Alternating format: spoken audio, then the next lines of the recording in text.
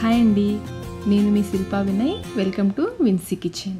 ఈరోజు మనం బ్రేక్ఫాస్ట్లోకి ఒక టేస్టీ దోశ రెసిపీని చూద్దాము. పిండిని మనం రుబ్బిన వెంటనే ఈ దోశల్ని వేసేసుకోవచ్చు, పులి పెట్టాల్సిన పని లేదు. సొరకాయ వేసి చేసే ఈ దోశలు అయితే టేస్ట్ చాలా చాలా బాగుంటాయండి, క్రిస్పీగా చాలా రుచిగా ఉంటాయి. అలాగే ఈ దోశలోకి సింపుల్గా చేసుకునే ఒక టేస్టీ చట్నీ రెసిపీని కూడా చూద్దాము. ముందుగా దోశపిండి కోసం ఒక గిన్నెలో 1 కప్పు బియ్యం, నేను సింగిల్ పాలిష్ రైస్ తీసుకున్నాను, మీరు ఏ బియ్యమైనా తీసుకోవచ్చు. ఇందులోనే 2 టేబుల్ స్పూన్ల పచ్చెనపప్పు, అలాగే 2 టేబుల్ స్పూన్ల మినపగుళ్ళు కూడా వేసుకోవాలి. మనం తీసుకున్న ఈ కొలతకి 10-11 దోశలు, పెద్దవి 10-11 వరకు దోశలు వస్తాయి. దానికి తగ్గట్టుగా మీరు బియ్యం నానబెట్టుకోండి. వీటిని 1-2 సార్లు శుభ్రంగా కడిగేసి నీళ్లు పోసి కనీసం 3 గంటల పాటైనా నానబెట్టుకోవాలి. మీరు మార్నింగ్ బ్రేక్ఫాస్ట్గా చేసుకోవాలనుకుంటే నైట్ అయినా నానబెట్టుకోవచ్చు, నైట్ డిన్నర్గా చేసుకోవాలనుకుంటే మధ్యాహ్నం అయినా నానబెట్టుకోవచ్చు. నేనైతే మార్నింగ్ బ్రేక్ఫాస్ట్ కోసం చేస్తున్నాను కాబట్టి నైట్ నానపెట్టేశాను. మార్నింగ్ అంతా చూడండి పప్పు బియ్యం చక్కగా నానిపోయాయి కదా. ఇప్పుడు వీటిని పక్కన పెట్టేసుకొని మనం సొరకాయ దోశ వేస్తున్నాం కదా, అందుకని ఈ సైజు సొరకాయ ముక్క తీసుకోవాలి. వెయిట్లో వచ్చేసి 300 గ్రాముల సొరకాయ ముక్క తీసుకోవాలి. శుభ్రంగా పైన తొక్క తీసేసుకొని ఈ విధంగా చిన్న చిన్న ముక్కలుగా కట్ చేసుకోవాలి. అదే కప్ మెజర్మెంట్లో అయితే ముక్కలు కోల్చుకుంటే మనకి 3 కప్పుల ముక్కలు వేసుకోవాలి. 1 కప్పు బియ్యం తీసుకున్నాం కదా, 3 కప్పుల సొరకాయ ముక్కలు వేసుకోవాలి. మీరు తీసుకున్న సొరకాయ ముదురుదైతే లోపల ఉన్న గింజల్ని తీసేసుకోండి, ముదురుకాయ అయితే గింజలు తీసేసుకోండి. నేను లేతకాయ కాబట్టి గింజలతో సహా కట్ చేసేసాను. సొరకాయ వేయడం వల్ల దోశకి మంచి టేస్ట్ వస్తుందండి. ఒకసారి అయితే తప్పకుండా ట్రై చేయండి ఈ దోశని. చూడండి మొత్తం 3 కప్పులు వచ్చాయి కదా. ఇలా 3 కప్పులు సొరకాయ ముక్కలు కొలుచుకుని ఒక గిన్నెలో వేసేసి పక్కన పెట్టేసుకోండి. ఇప్పుడు మిక్సీ జార్లో మనం నానబెట్టుకున్న బియ్యం పప్పు ఉన్నాయి కదా, నీళ్ళన్నీ వంపేసి వేసుకోవాలి.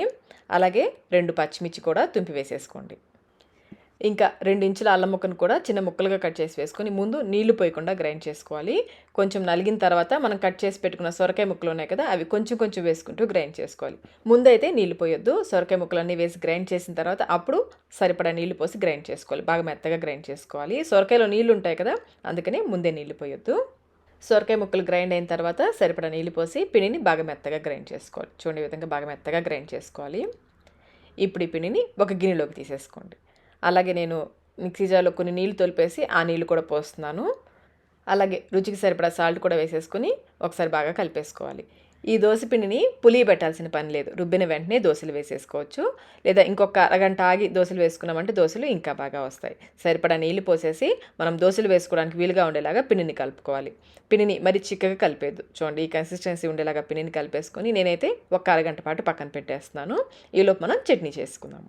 మిక్సీ జార్లో 1/2 కప్పు వేయించిన పల్లీలు, 1/2 కప్పు పుట్నాల పప్పు, తినేశనగపప్పు అంటారు కదా, 1/2 కప్పు వేసుకోవాలి. అలాగే చిన్న ఉల్లిపాయ ముక్క, చిన్నది మరి పెద్దది వేసుకోవచ్చు, చిన్న ఉల్లిపాయ ముక్క, 1 స్పూన్ నిండుగా పండుమిర్చి పచ్చడి, పోపు వేయని పండుమిర్చి పచ్చడి. అలసందల వడల వీడియోలో మనం ఎర్రకారం చేసాం కదా, ఉల్లిపాయ వేసి పండుమిర్చి పచ్చడి వేసి, ఆ వీడియోలో అడిగారండి పల్లీల పచ్చడి కూడా ఎలా చేయాలో చూపించండి అని.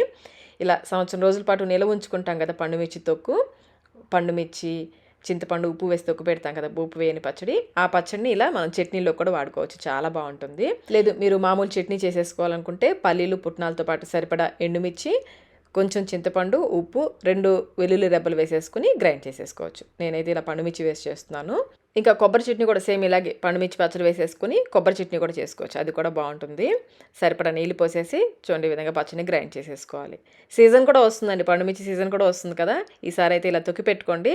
అప్పటికప్పుడు చట్నీ చేసుకోవాలనుకుంటే ఇది చాలా ఈజీగా అనిపిస్తుంది. మీరు కావాలంటే కొంచెం పోపు కూడా వేసుకోవచ్చు, నేనైతే పోపు వేయట్లేదు, మిక్సీ జార్ తులిపేసి ఆ నీళ్ళు కూడా కొంచెం పోస్తున్నాను. మీకు చట్నీ ఏ కన్సిస్టెన్సీ కావాలో దానికి తగ్గట్టుగా నీళ్ళు పోసేసి కలిపేసుకోండి. అంతేనండి, చట్నీ రెడీ అయిపోయింది. దోశపిండి కూడా రెడీగా ఉంది కదా, మనం దోశలు వేసేసుకుందాము. స్టవ్ పైన ప్యాన్ పెట్టేసుకుని 2-3 చుక్కలు నూనె వేసి ప్యాన్ అంతా స్ప్రెడ్ చేసుకోవాలి.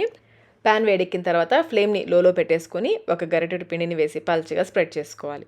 స్ప్రెడ్ చేసేటప్పుడు గరిటెతో గట్టిగా ప్రెస్ చేయొద్దు, లైట్గా స్ప్రెడ్ చేసుకోవాలి. దోశ వేసాక ఫ్లేమ్ని మీడియంలో పెట్టేసుకుని పైనుంచి కొంచెం నూనె వేసేసి దోశని బాగా కాలనివ్వాలి. దోశ చూడండి బాగా కాలింది కదా, ఇప్పుడు నిదానంగా రెండో వైపుకి తిప్పుకోవాలి. ఇటువైపు కూడా కొంచెం సేపు కాలనివ్వాలి. ఇలా 2 వైపులా కాలనిచ్చేసి తీసేసుకోవడమే. అంతేనండి, సొరకాయ దోశ రెడీ అయిపోయింది. దోశ చూడండి చక్కగా వచ్చిందో కదా, టేస్ట్ కూడా ఈ దోశలు చాలా చాలా బాగుంటాయి. ఇదే విధంగా మిగిలిన దోశలన్నీ వేసుకోవాలి. నెక్స్ట్ దోశ వేసేటప్పుడు ప్యాన్ పైన ఎక్స్ట్రాగా ఉన్న ఆయిల్ అంతా కూడా క్లాత్తో కానీ టిష్యూతో కానీ క్లీన్ చేసుకోవాలి. మీకు దోశలు బాగా క్రిస్పీగా కావాలనుకుంటే ఇంకొంచెం పల్చగా స్ప్రెడ్ చేసేసుకొని మీడియం ఫ్లేమ్లో బాగా ఎర్రగా కాలనివ్వాలి. ఇలా ఎర్రగా కాలిన తర్వాత తీసుకుంటే దోశలు ఇంకా క్రిస్పీగా వస్తాయి. దోసలు వేశాక మీకు పిండి మిగిలిందనుకోండి ఫ్రిడ్జ్లో పెట్టేసి నెక్స్ట్ డే కూడా వేసుకోవచ్చు. సొరకాయ, పచ్చిమిర్చి, అల్లం ఇవన్నీ వేసాం కదా, దోసలకి మంచి టేస్ట్ వస్తుంది. క్రిస్పీగా చాలా రుచిగా ఉంటాయి. మరి మీరు కూడా ఒకసారి ఈ సొరకాయ దోసలే తప్పకుండా ట్రై చేయండి. ట్రై చేసి మీకు టేస్ట్ ఎలా అనిపించిందో మాకు కమెంట్ రూపంలో తెలియచేయండి. వీడియో నచ్చినట్లయితే లైక్ చేయండి. మీ ఫ్రెండ్స్కి, ఫ్యామిలీ మెంబర్స్కి షేర్ చేయండి. మన ఛానల్ని ఫస్ట్ టైం చూస్తున్నట్లయితే సబ్స్క్రైబ్ కూడా చేసుకోండి. Thank you.